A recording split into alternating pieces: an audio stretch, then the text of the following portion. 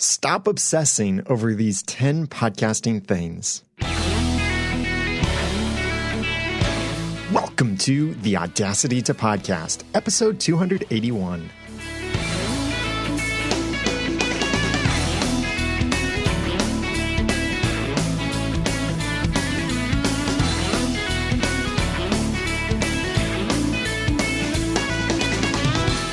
Thank you for joining me for an episode of the Audacity to Podcast. I'm Daniel J. Lewis, and this is the award-winning in-depth podcast about podcasting. It's where I give you the guts and teach you the tools to launch or improve your own podcast for sharing your passions and finding success. As many of us get into podcasting, we often get in with a little bit of a superhero complex, and that's not necessarily a bad thing when you first get in. But what I mean by that is we're doing everything. And because we're doing everything, it's very easy to get a little bit of some obsessive compulsive personality disorder, or OCPD, which, by the way, is different than OCD. Most of the time we talk about or joke about having OCD, we actually probably mean OCPD, which is a personality disorder, whereas OCD is considered a mental disorder. So it is a significant difference between the two, and how that plays out in real life is also a bit different. And there are some similarities, some differences as well. But I think that we can often obsess over too much, and especially obsess over the wrong things, whether we're starting podcasting or we've been podcasting for years. I do think certain areas of obsession tend to go down. That doesn't mean that your passion goes away. That doesn't mean that your ability to create great content goes away. That doesn't mean your enthusiasm goes away. It's just like in marriage. 25 years into a marriage, you may not be that giddy little in-love couple that you were when you first started dating. But love now means something much deeper. After working on your marriage and your love and commitment for 25 years, it's now much deeper, much more meaningful, much more connecting than it was 25 years ago. And that's the same thing in podcasting. So starting out, try not to obsess over these things. And wherever you are in your stage of podcasting, stop obsessing over these 10 things. These are: number 1, launching; number 2, your microphone; number 3, minor distractions; number 4, competition; number 5, negative feedback; number 6, stats; number 7, making money; number 8, the latest technologies; number 9, rankings, ratings, and reviews; and number 10, iTunes or other podcast directory listings. If you want to follow along in the show notes for this episode, as well as tweet some of these certain poll quotes that I've made for you in case some of these resonate with you, then please go to the show notes for episode 281 at theaudacitytopodcast.com/stop obsessing. Let's dig into this in more detail. Number 1, launching. Yes, your launch is important. I think it is good to make a, quote, big splash, unquote, when you launch a new podcast. But I think too many people focus too much on the size of using the metaphor here, the size of the splash, and not enough on what they're actually throwing into the water. Just think about that metaphor for a moment. If you want to make a big splash, then throw something big into the water that's big enough, heavy enough to make a big splash. If you throw in a tiny little meaningless thing into the water, it's not going to make a big splash. So if you want a bigger splash, make something bigger and better so that it makes a big splash of its own. You'll see some of the supposed experts overhype the importance of iTunes' new and Noteworthy, getting reviews, building a launch team, and having a specific launch day. Now, please understand me. None of these things are bad in and of themselves. And each of them do have their place in helping you launch a podcast, helping you grow the podcast. And each of them can help your podcast in different ways. But what you often hear is these marketeers who will overhype the importance of these things and make it so that your launch day is when you invest all of this effort into this one day to make this really big splash, but they don't talk much about what comes after that. What's after episode 1? What's after new and noteworthy? What happens if you don't make a big splash? What happens if you can't connect with that massive audience that they're able to connect with in some reason or another? And by the way, that's a big reason why I created Podcaster Society at podcastersociety.com. It's for you after episode 1. So it's not about launching your podcast. It's about improving, making it better, making the connection with your audience deeper, growing your audience beyond that initial launch phase.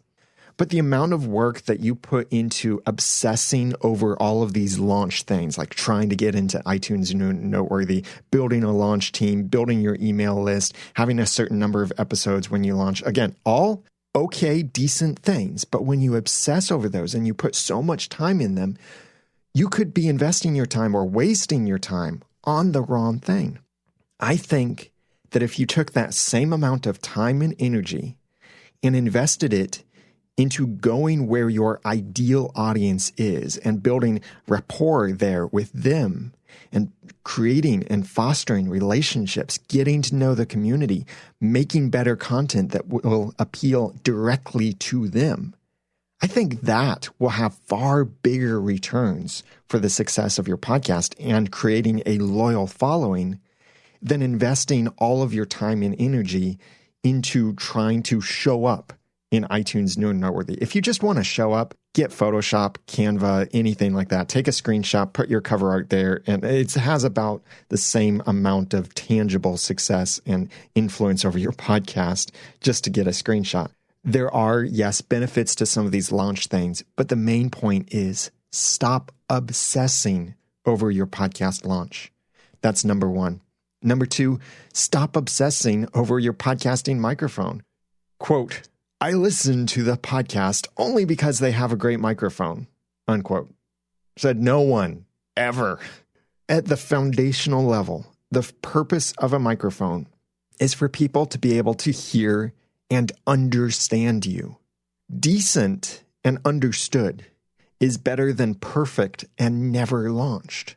I understand that you may want to sound your best. You may have even certain conditions like personal conditions or environmental conditions that make finding the right microphone more difficult and more important for your specific situation. But you must remember that you are your worst critic. And your audience won't care so much about the difference between different microphones with your voice as long as they can hear you and understand you. Because if they can't hear you and understand you, they can't consume the content. Their lives can't be influenced by your message. And isn't that what you want to do? Influence people with your message? So please stop obsessing over your podcasting microphone.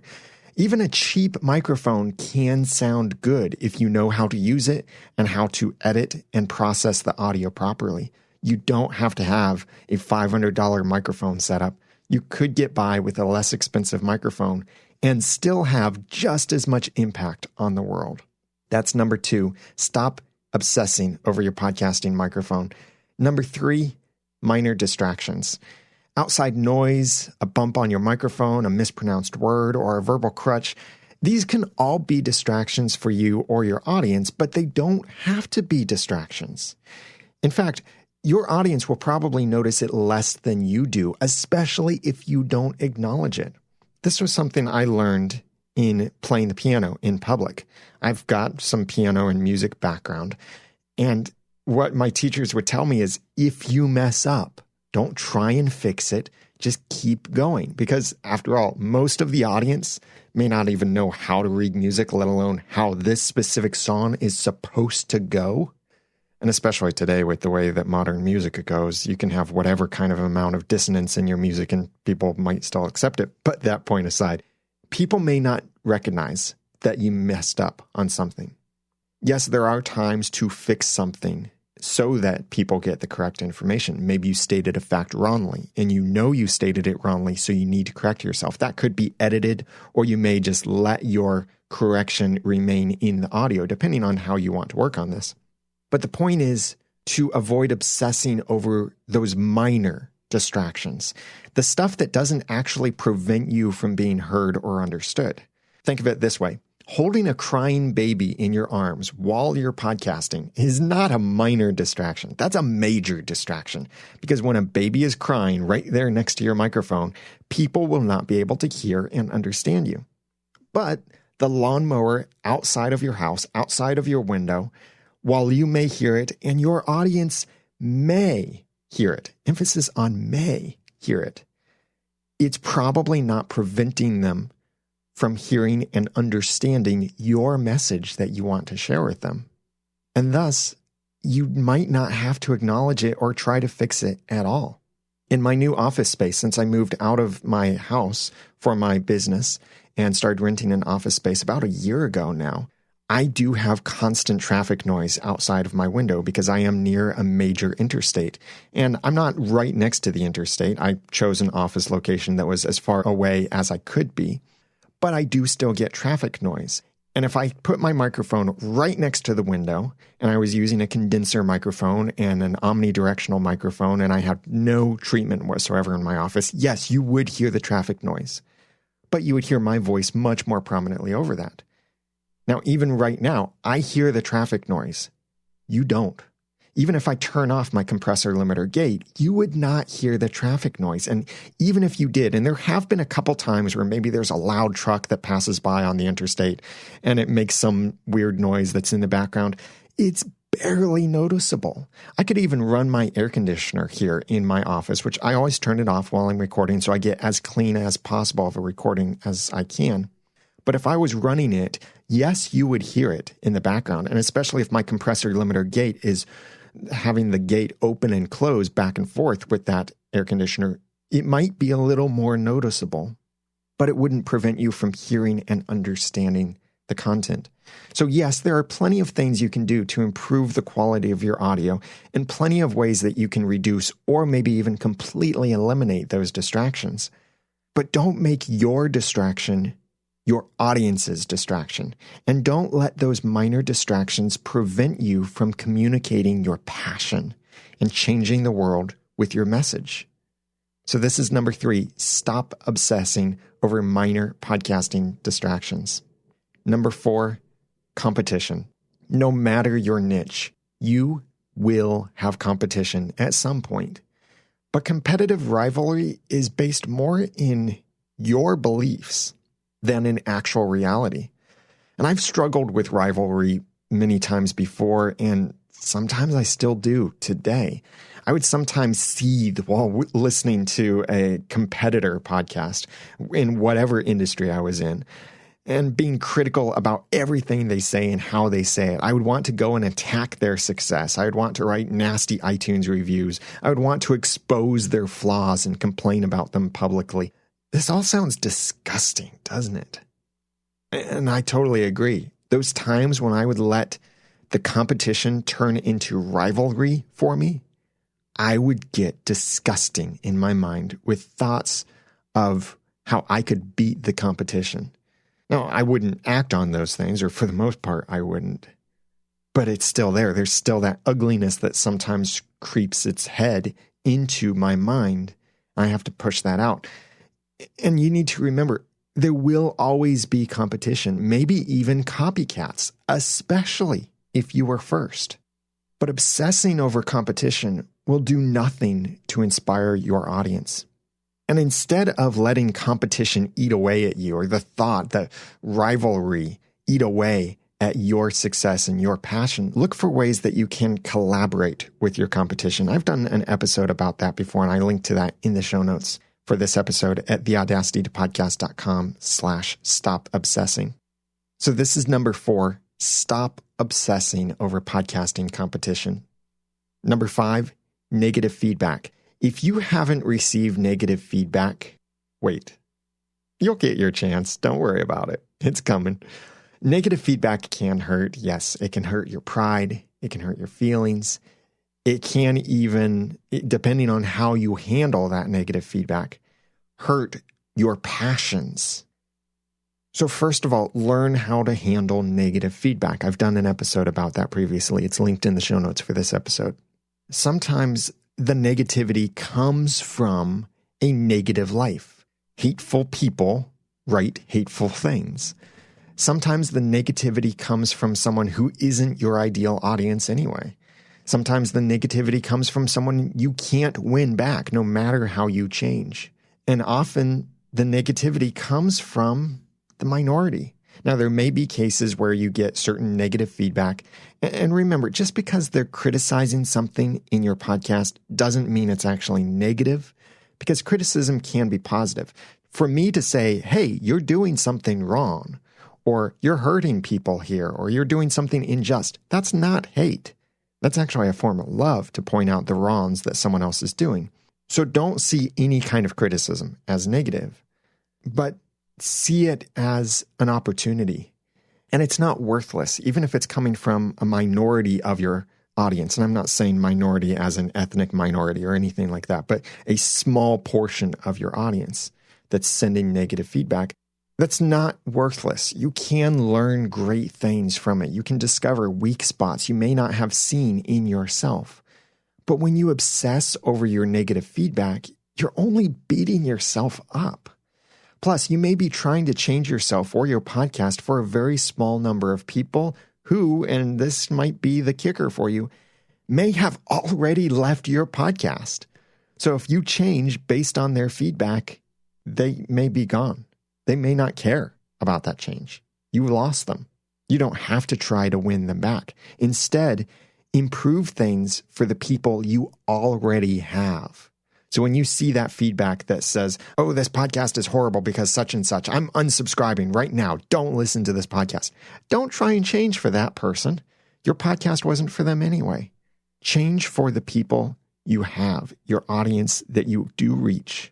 They may not send you as much positive feedback as they are thinking, but change for them. Improve for them. Stop obsessing over negative podcast feedback. That's number 5. Number 6, stats. Let's be honest. How many times have you parked your browser on your podcast stats page and hit refresh every few minutes? I sometimes do this with other stats, whether it be my emails. I want to see the open rates. I want to see unsubscribe notifications. It could be aspects of my business, new customers to Podcaster Society or my podcast reviews or something else like that. It's certainly wonderful to see your podcast spreading. But remember that stats are merely numbers. Instead of trying to get those numbers up, what if you spent the same amount of time refreshing your feedback inboxes or building relationships with your audience? Then 10 close relationships would be far more mutually valuable than 10,000 passively disconnected followers. Number 6, stop obsessing over your podcast stats. Focus on relationships instead. Number 7, making money. It's not often that people start a hobby with hopes or expectations to monetize. Yes, it is possible, certainly in exchangeable hobbies like collecting or valuables, that kind of thing. But if you're podcasting for business, profit is absolutely important. But obsessing over monetary profit, regardless of why you're podcasting, will never lead to success. Consider some of the greatest tech companies today. Apple, Google, Microsoft, many others. We know these companies not because of their income, but because of what they offer, the difference they're making, the products they create, and how those products make us feel, how those products change our lives. Sometimes we don't even think about the price of the products. It's the little meme, shut up and take my money. Because that's what these companies build. They're not in this only for the money. They're in this because they want to change the world, and earning income along the way certainly helps. It enables them to do things too. It's a measurement of the impact they're making. Think of it this way. Obsess over giving instead of getting. Stop obsessing over making money podcasting. That's number 7. Number 8, the latest technologies. Oh, how we love our podcasting toys. Microphones, mixers, cameras, processors, apps, and much more. I'm sure we could easily spend our entire incomes on nothing but podcasting technologies. There's certainly a place for upgrading your podcasting tools or buying new things. And I've done an episode before about when to upgrade your podcasting tools. A link is in the show notes for this episode. But chasing the latest technologies is like a puppy chasing a butterfly. It really doesn't accomplish much. If you build your entire platform on the tool, instead of using the tool to build your own platform, your empire could collapse literally overnight. Think of many different tools that have been out there that were hugely popular in their day, and many of them literally overnight shut down. So these people who say, oh, I'm big on such and such platform, well, when that platform's gone, that means they're not big anymore. That means they have no more audience. Their empire could collapse entirely. Build your own platform. I have an image, and I put this in the show notes in case you want to retweet this image. It says, don't build your platform on the tools. Use the tools to build your platform. Whether that be live streaming, it be some kind of plugin or a tool or an app or a directory or some kind of thing like that, use it to build a platform that then can transcend the tools that are available. Instead of building your platform on the tools, and then when the tools change, they break, they stop, you lose your platform. Stop obsessing over the latest podcasting technologies. That's number 8. Number 9, rankings, ratings, and reviews. You hear it often, and maybe you do it yourself. Podcasters love ranking better and getting ratings and reviews, so they ask quite frequently. And certainly I enjoy and do benefit from those ratings and reviews as well. And I use mypodcastreviews.com to see all of my international podcast reviews. But the truth many people, especially the marketeers, don't realize is that these things don't work the way they think they do. Ratings and reviews do not affect your ranking in most of these platforms. The iTunes new Noteworthy section is not a ranking system. There is no number 1. Yes, there's an upper left position, but that means nothing in relation to the lower right position. It's just that's where Apple put you. And these things don't have the power many people ascribe to them. In fact, sometimes ascribe more power to these things outside of their control than they ascribe power to the influence they have, the stuff that is in their control. Yes, ratings and reviews are good for some things, like getting to know your audience or building social proof. And I've done an episode recently about what effect ratings and reviews do have. And I have a link to that in the show notes for this episode at theaudacitytopodcast.com/stopobsessing. In fact, there is an opportunity where your reviews can help you even more, and that is to get an award. With the International Podcast Day Gratitude Award for 2016, we're awarding the podcast that has the greatest spread of global podcast reviews. So if you think that's for you, then register over at internationalpodcastday.com/gratitude and look for ways that you can celebrate International Podcast Day too. It's September 30th every year, and I'm really looking forward to that this year. I'm even going to do a little meetup with my local podcasters. Remember this. Podcast rankings, ratings, and reviews are more of a reward and an indication of what you're doing well. They're not the actual cause for your success. So stop obsessing over your iTunes podcast rankings, ratings, and reviews. That's number 9. And number 10, speaking of iTunes and directory listing. An amazing thing about podcasting is how it opens many doors for you to list and even syndicate your content through hundreds of popular apps and directories. And you can see a bunch of these over at podcastplaces.com. That's the site I created to help you discover everywhere you and your podcast should be. Each app and podcast directory does have its own uniqueness and popularity and rankings and stuff like that, but iTunes does still dominate. That's iTunes on the desktop and the Apple Podcast app for mobile devices. I see many podcasters obsess over their directory listing. It could be that their podcast search engine optimization or SEO isn't working as well as they expected. Maybe they're not listed as highly as they thought they would when you enter a certain search, or their listing isn't showing the correct information, or it's not displaying in the way that they want. Or, and this happens, it seems, every single week, their latest episode hasn't displayed in their podcast listing yet. Don't panic. I did an episode recently about how to fix your iTunes podcast problems, if there are problems. The link to that is in the show notes for this episode. But you shouldn't obsess over these things. As long as you can download your own episodes when you're subscribed to your own podcast, then your audience probably can too, so there's really no reason to panic over that and obsess over your iTunes podcast listing or update issues. Stop obsessing over that, please. That's number 10. Again, these 10 things you should stop obsessing over are in the show notes at theaudacitytopodcast.com/stop obsessing. And they're number 1, launching. Number 2, your microphone. Number 3, minor distractions. Number 4, competition. Number 5, negative feedback. Number 6, stats. Number 7, making money. Number 8, the latest technologies. Number 9, rankings, ratings, and reviews. And number 10, iTunes/directory listing.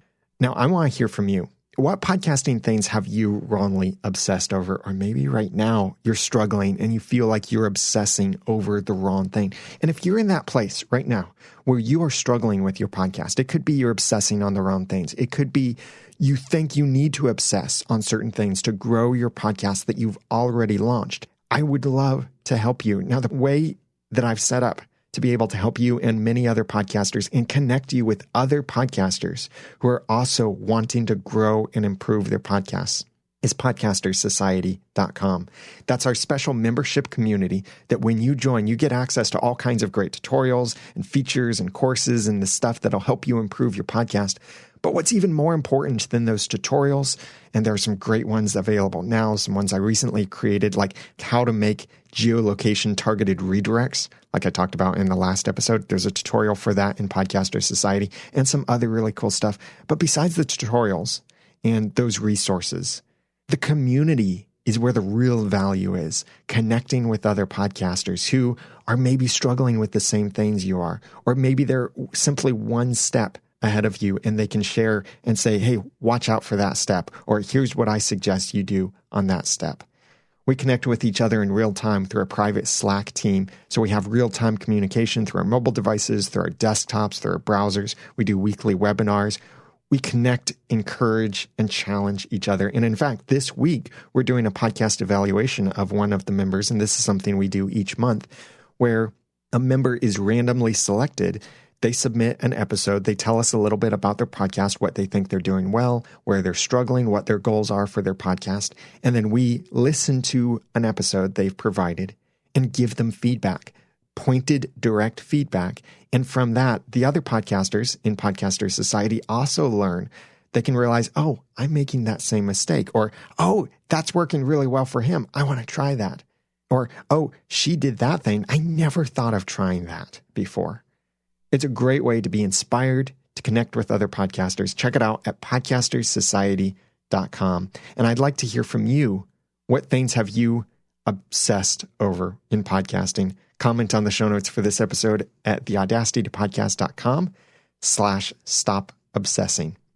Special thanks to Inyang Efyon from the Inyang Efyon Show, who said in a kind iTunes review for the Audacity to Podcast, good information and well organized. I just started listening to the Audacity to Podcast, and the way each episode is organized around a theme and the consistent way information is makes it a good resource. I like the recent stories on ideas and things to do to improve your podcast and have picked up a few tips, like using TV exposure to improve your chances with sponsors. I will be incorporating tips from this podcast into my podcast, The Inyang Efyon Show, over at inyangefyon.com. Now, I know that might be hard enough to pronounce, let alone spell, so I have a link to his podcast in the show notes. And this is something new I want to do. Whenever you leave a review for the Audacity to Podcast, make sure you mention the name of your podcast, because I want to share a sample of that podcast with the rest of the listeners. So here's a sample of the Inyang Efyon Show. This is the Inyang Efyon Show, episode 9.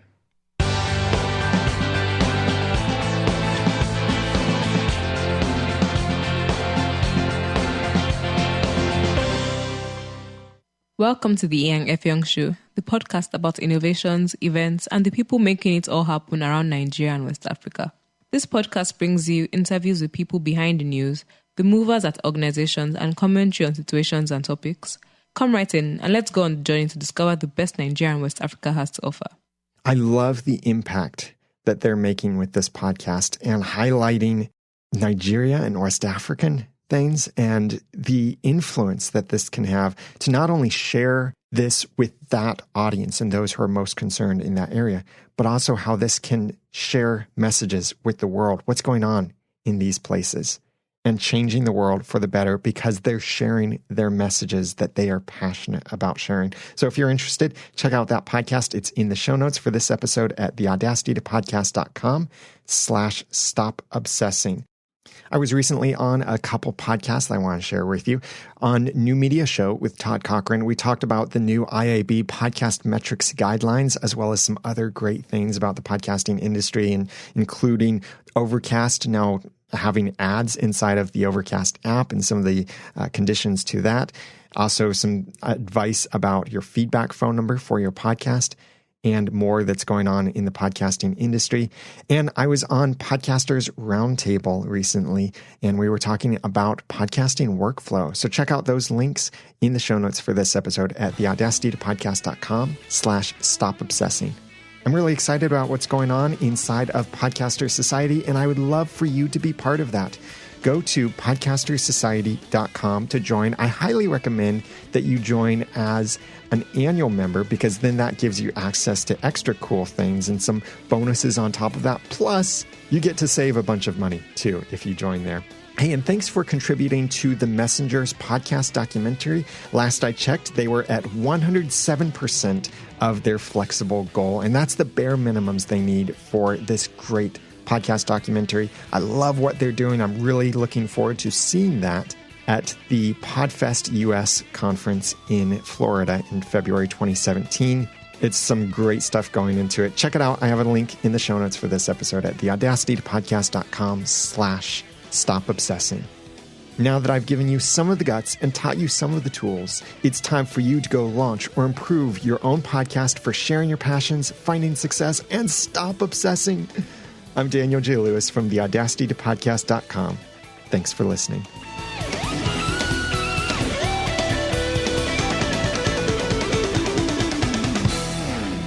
The Audacity to Podcast is a proud member of Noodle Mix Network. Find more of our award-winning and award-nominated podcasts to make you think, laugh, and succeed at noodle.mx.